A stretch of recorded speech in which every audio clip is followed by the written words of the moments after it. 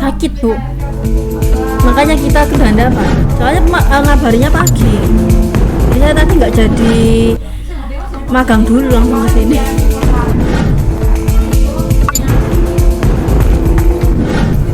Udah.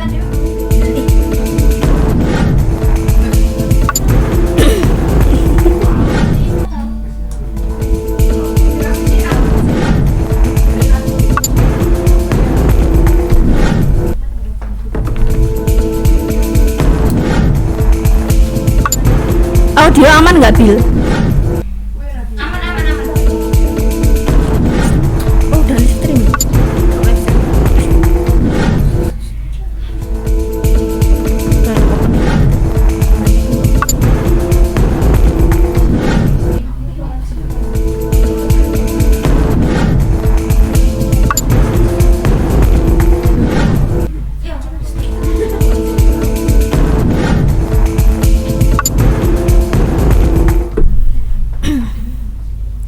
Halo Besti Rubik.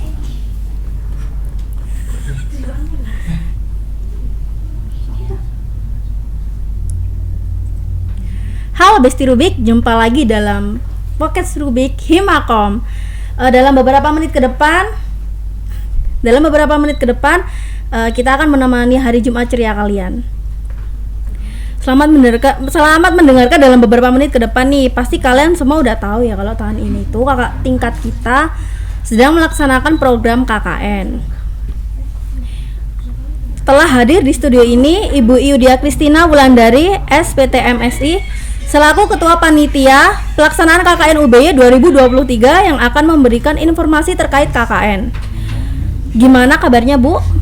Baik Mbak Adik. Mudah-mudahan sehat-sehat ya Bu ya. Amin, sehat juga ya. Tema podcast yang diangkat pada acara ini tentang KKN Universitas Boyolali dalam edisi New Normal.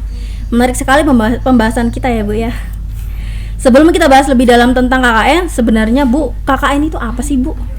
KKN itu kuliah kerja nyata.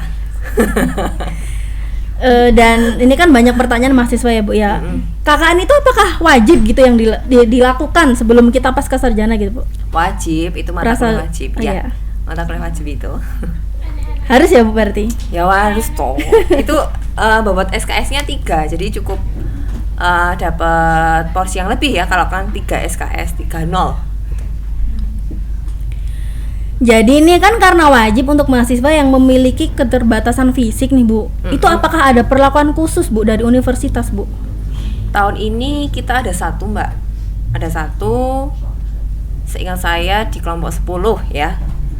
Itu memang sejak tahun-tahun yang lalu ketika kita mendapatkan mahasiswa disabilitas, dia harus ber-KKN juga, maka ada perlakuan khusus ya.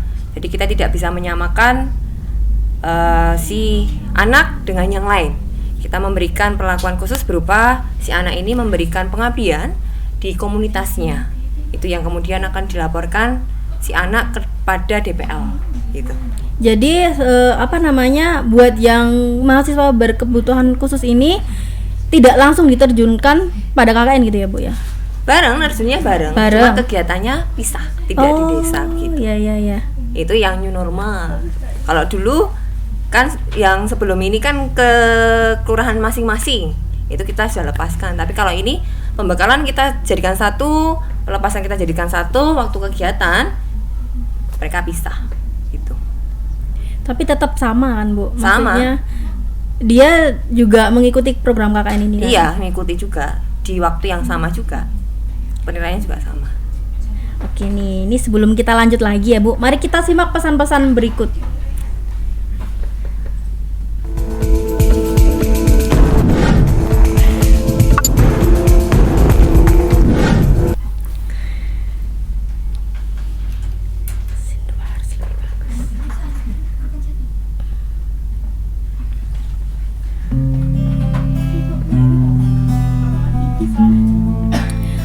Bingung aku malah lihat ini Bu. Improvisasi. Iya. Santai Mbak Ati. Masih agak lama, aku juga masih agak Mbak Ati.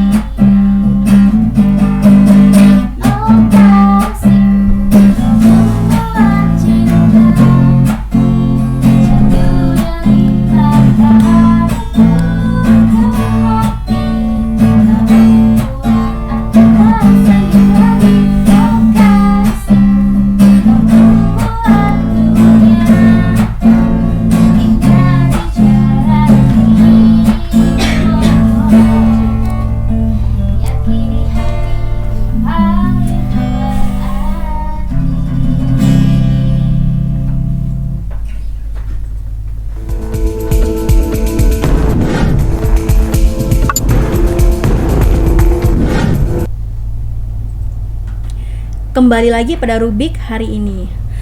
Oke Bu, ini saya mau nanya lagi nih Bu. Oke, Pemilihan tempat KKN, apakah ada hubungannya dengan kondisi saat ini Bu? Maksudnya di Taman Sarinya, begitu? Ya, kan ini kan new normal ya Bu ya.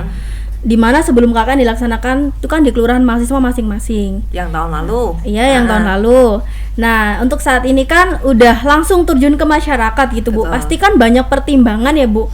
Kenapa di tempat tersebut? Baik dari segi keamanan, kemudahan akses, kemudian apa saja Bu yang harus dipersiapkan mahasiswa? Oke, ini ceritanya panjang ya. Saya Iya. ceritakan dulu historinya. Kenapa kita kembali lagi kepada yang awalnya dulu itu kembali ke kelurahan masing-masing gitu. Lalu sekarang kita memilih satu tempat di mana teman-teman sudah kita bagi dalam kelompok gitu ya. Kita terjunkan gitu. Dasarnya kita karena yang pertama pemerintah sudah melonggarkan ya terkait dengan pandemi yang sudah ada. Kita sudah bisa belajar seperti yang dulu-dulunya. Jadi kita juga mengikuti pola new normal ya begitu. Terus kenapa kita memilih Taman Sari? Dulu itu panitia ada 2 choice ya. Yang pertama di Cepogo. Cepogo sama sini itu kan jaraknya cuman 3 kilo kali ya Mbak Ya, Adi? 3 dekat kilo. banget, Bu. Nah, 3 kilo. Terus yang kedua adalah pilihannya Taman Sari.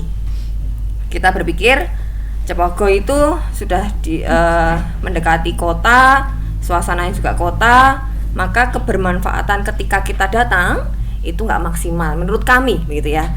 Terus pilihan kedua adalah Taman Sari. Waktu kita ke Taman Sari, di sana itu ini kan salah satu kecamatan pemekaran. Jadi dia itu kan dulu jadi satu dengan Musuk yang banyak ya. Kemudian dipecah jadi 2. Terus ada berdiri sendiri kecamatan Taman Sari. Maka kita berpikir bahwa masyarakat di Taman Sari ini akan lebih membutuhkan keberadaan teman-teman mahasiswa gitu ketimbang di Cepogo yang kita lihat aksesnya itu udah kayak kota gitu. Jadi ya sudahlah, kita pilih di Taman Sari saja gitu. Jadi anak-anak bisa mengabdikan diri, bisa memberi saling ilmu dan menerapkan ilmu serta memberi manfaat ya. Itu lebih kita nilai lebih berguna di Taman Sari gitu. Itu sih Mbak pilihan kita. Kemudian Bu, apa aja sih Bu ya syarat-syarat mahasiswa yang harus dipenuhi untuk mengikuti KKN? Oke, syaratnya banyak ya, banyak banget karena dia harus menempuh ya minimal 110 SKS. Ini sudah ada di buku KKN. Ini teman-teman bisa nanti kalau mau KKN pasti akan dapat buku ini ya. Ini buku panduan ya. Di sini ada tertulis syaratnya 110 SKS. Jadi 110 SKS itu nanti teman-teman bisa ngecek ya dari semester pertama, semester kedua sampai semester terakhir yang kamu tempuh. Kalau Mbak Ati semester berapa sekarang? Semester 5 Bu saya. Semester 5 berarti Iya, tahun depan. semester depan semester 6 ya? Tahun ini semester 6. Oh, enggak, Februari besok semester 6 ya? Ya. Oke, berarti semester 5. Semester 5 misalnya Mbak Ati 18 SKS. Udah keluar nilainya semua. Oke, berarti dianggap telah menempuh. Lalu semester 2 ditambahkan berapa SKS, dijumlahkan sampai 5 semester di mana semuanya sudah keluar nilainya semua, itu dijumlahkan jadi 110 gitu. Kalau sudah ada 110 minimal berarti bisa legal untuk mendaftarkan KKN. Itu yang pertama. Yang kedua, terdaftar di dalam KRS-nya. Jadi legalitas kita kan kalau pendidikan itu tiketnya itu kan KRS. Jadi tiketnya KKN itu kamu sudah KRS-an belum? Kalau sudah ada KRS-an, ada tulisannya KKN enggak? Ngambil KKN enggak? Kalau ngambil, oke, silakan boleh mendaftar ke panitia, ikut dalam KKN yang kemarin gitu. Gitu sih Mbak, itu aja. Terus Bu, kemudian apakah KKN ini menjadi tolak ukur ya Bu ya terkait pemahaman mahasiswa ketika kuliah? Kalau tolak ukur ya pasti ya Mbak ya. Jadi karena kita dari katakanlah ini anak-anak yang KKN itu semester 7 ya. Katakanlah dari semester 1 sampai 6 dia kan belajar nih ya, belajar kuliah, terus berinteraksi praktikum maupun teori begitu. Pasti banyak hal yang didapat. Nah, dari banyak hal yang didapat ini, hal-hal baru maupun hal-hal yang lama diperdalam, itu kemudian dipraktekkan kepada masyarakat. Butuh apa sih gitu. Kalau mungkin kalau belajarnya tentang tata busana butuhnya di dalam satu semester 1 sampai 6 itu bikin pola begitu ya, bikin pola, ngetok-ngetok gitu, gunting-gunting kain, dijahit begitu. Berarti nanti langsung KKN, oh ternyata di desa itu ternyata butuh baju. Saya punya skill, diajari bikin pola baju, diajari ngetok-ngetok, diajari jahit, maka itu yang diterapkan. Itu. Ada lagi skill yang dimiliki selain di kuliah ini.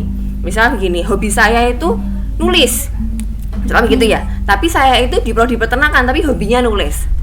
Saya bisa mempunyai bakat bisa menulis kalimat EYD sempurna begitu. Nah, kemudian saya terapkan ketika waktu KKN, mungkin ada anak-anak SD yang lagi belajar bahasa Indonesia begitu. Nah, saya ajari atau memberikan suatu pelatihan anak-anak di dalam berbahasa yang baik. Itu jadi tidak hanya yang kita dapatkan ketika kuliah ya, Mbak, tapi hobi juga iya, keseharian kita iya, bahkan ilmu yang kita lagi perdalam bisa diterapkan di dalam masyarakat. Tergantung masyarakatnya itu membutuhkan apa gitu. Berarti bisa juga secara nggak langsung KKN ini sebagai bentuk branding kampus juga bisa ya Bu ya? Bisa, sangat bisa Mbak. Sangat dalam bisa. hal pengabdian kepada masyarakat. Betul. Nanti kan lama-lama dikenal nih. Oh ternyata ada UBY di sini. Anak-anaknya, oh jasnya alma mater warnanya apa? Oh ya. Hijau. Nah gitu kan pasti akan Bener, dikenal lah, Bu. gitu. Jadi Besti Rubik, jadi KKN ini sebagai ajang pembuktian bahwa apa yang dipelajari dalam ilmu perkuliahan itu nggak sia-sia di masyarakat. Gitu kan Bu? Ya betul banget. Kemudian Bu, program KKN ini ada apa aja ya Bu ya?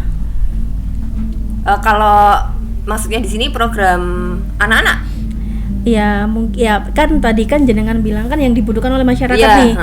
Nah di Universitas Belali ini kan ada peternakan, pertanian, komunikasi, ya itu kan juga bisa kan Bu di Iya. masyarakat Kak, pertanian bisa bisa ke masyarakat kayak misal nih Bu saya bisa bikin pupuk dari ini, nanti kan bisa diterapkan itu Iya. Bu.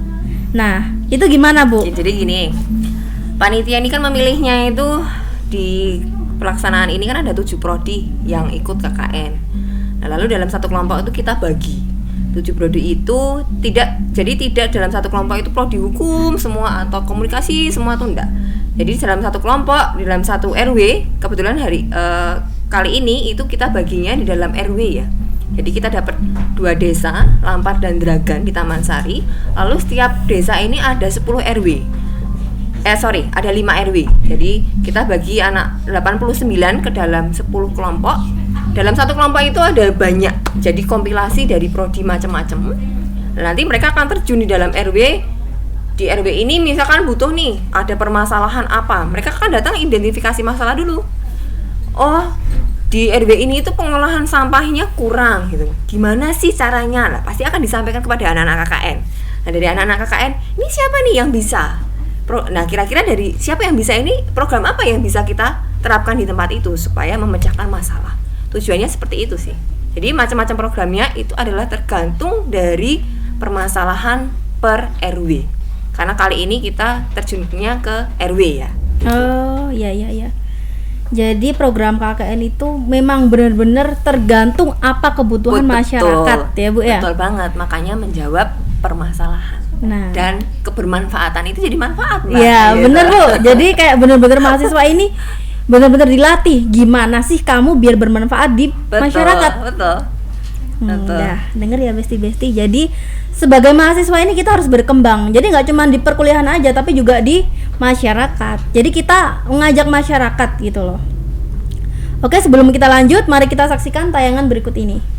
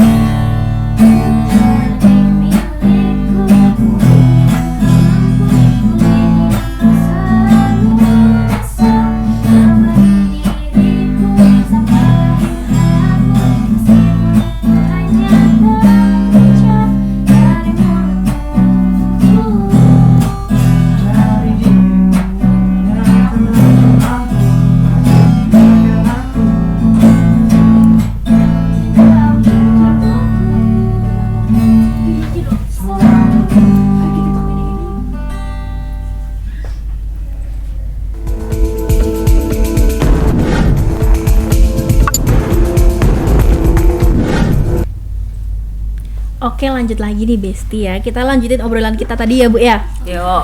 Eh, kita ngobrol santai aja Bu ya. Santai. Karena Oke. setelah ini pasti bakal banyak pertanyaan dari mahasiswa Universitas Boyolali yang sedikit nyeleneh Bu. Apa itu Mbak? Jadi itu ini juga biar pencerahan buat saya untuk semester depan Bu. Ya, kan juga KKN juga saya Bu. Jadi tuh banyak nih pertanyaan mahasiswa tuh gini Bu. Kan katanya ya Bu ya. Katanya. KKN itu simulasi berumah tangga Bu. Hah? Iya, bener Bu. Oke, simulasi berumah tangga. Karena kan mungkin ya Bu ya KKN Hmm. mereka bakal tinggal di situ untuk beberapa bulan ke depan. Ya, sebulan sih Mbak. Sebulan. Sebulan Ya, aja. sebulan alhamdulillah. Sebulan aja. Jadi bentar aja ternyata di universitas kita ya Besti. Sebulan aja nih. Nah, mereka kan masak sendiri, nyuci baju, Iya. bla bla bla. Itu dikatakan sebagai simulasi berumah tangga, Ibu. Oke. Nah, terus juga KKN ini banyak bukan disalahgunakan apa Ibu ya, sebagai ajang cari jodoh gitu lah Bu. Itu gimana Bu? Ini tanggapan Ibu selaku Oke. dosen ya Bu ya? Itu bukan hal yang biasa sih Mbak Ati. Jadi sejak saya kuliah pun ada yang teman satu KKN saya, satu desa bahkan, itu ya jadi berumah tangga, punya anak sampai sekarang ya ada. Kalau sekarang ada ya itu berarti sudah tradisi. Tapi itu bukan sengaja ya. Itu bukan sengaja terus ajang cari tindak ya, tapi munculnya itu karena tidak disengaja mungkin ya, karena kedekatan dalam satu posko begitu ya, maksudnya sering berinteraksi begitu, terus lama-lama cinlok, ya kan, cinlok terus beredar sampai terus nanti menikah, ya nggak dipungkiri ada kok. Tapi di universitas kita ada Bu? Dengar-dengar sih ada, Ada. dengar-dengar ada. Dulu tahun lalu ya ada. Dengar-dengar ada. Tapi kalau ini saya belum lihat. Belum. Mungkin kan baru Bu. Iya, nanti mungkin setelah seminar hasil maka kelihatan. Bener-bener Bu. Terus Bu, ini kan banyak juga yang nanya, apakah kita boleh cari partner sendiri Bu pas KKN Bu? Di awal saya sudah menjelaskan Mbak Oh iya, nggak bahwa bisa ya Bu? udah nggak bisa. Jadi kita bagi acak. Saya bagi acak, lalu DPL-nya pun dibagi acak. Siapa-siapanya di dalam setiap kelompok itu juga acak, jadi tidak bisa gitu. Itu juga pasti tidak dipungkiri ya Bu ya, pasti bakal ada konflik lah, konflik. Ada Mbak, saya setelah pengumuman itu KKN siapa Ya. namanya, malam tuh HP saya tuh berdering terus, Bu minta pindah, wah banyak sekali. Tapi saya bilang enggak, ya enggak. Satu saya udah bilang tidak, ya tidak, karena saya menerapkan bahwa adil untuk satu ya untuk bersama, maka tidak ada yang berpindah kecuali ada satu atau dua dengan kondisi tertentu, gitu aja sih. Enggak, saya tidak selama ini tidak melegalkan itu, gitu Mbak. Jadi KKN ini anggapannya biar yang sebelumnya nggak kenal jadi kenal. Iya betul, terus baur. Iya, yang dapat sebelumnya, teman, baru benar. siapa tahu nanti cilok ya Mbak ya, terus cilok. Ya itu baliknya yang tadi pertanyaan tadi Bu. Oke, ya itu. Karena kadang tuh yang biasanya benci jadi cinta. Bener Bu. Bisa jadi. Anak muda Mbak, saya Nah, juga iya. anak muda. Jadi bisa juga itu tuh taktik ya Bu ya. Taktik gak kan sekarang kan anak kuliah juga besti-bestian Bu. Besti. Sama besti Rubik, nah kita semua besti ya kan. Oke. Nah nanti kita kakak nggak bisa bareng karena itu tadi mungkin dari statement dipencar-pencar bisa cinlok, bisa dapat jodoh juga dari situ. Betul. Insya Allah. Apalah banyak sih Bu pertanyaan dari mahasiswa tuh memang banyak yang agak nyeleneh ya Bu ya. Tapi ada pernah Mbak, ada yang juga timbul jadi selingkuh Mbak. Itu pernah saya temui ketika saya kuliah. Jadi memang ada nih beda. Jadi dia awalnya sebelum KKN nih sudah pacaran. Terus KKN karena pisah kalau nggak salah beda desa dan beda kabupaten. Itu akhirnya putus dan awalnya karena selingkuh dengan teman satu. Posko itu tadi. Ada. Jadi ada kisah sedihnya, ada kisah bahagianya. Jadi ya plus minus ya, tapi ya inilah lika-liku KKN, nanti pasti akan kelihatan dan pasti akan kalian alami gitu. Aduh. Saya jadi ketar-ketir juga ini Bu untuk menghadapi KKN tahun ini ya harusnya. Oh, harusnya tahun ini, Mbak. Maksudnya dalam arti semester 7 nanti. Iya, tahun depan. Iya, tahun depan. Gak usah takut, Mbak, karena ada senang, ada duka dan senangnya sih ketemu ya. Semoga tidak ada selingkuh-selingkuhan itulah. Iya. Itu kan untuk pertanyaan nyeleneh, Bu. Iya.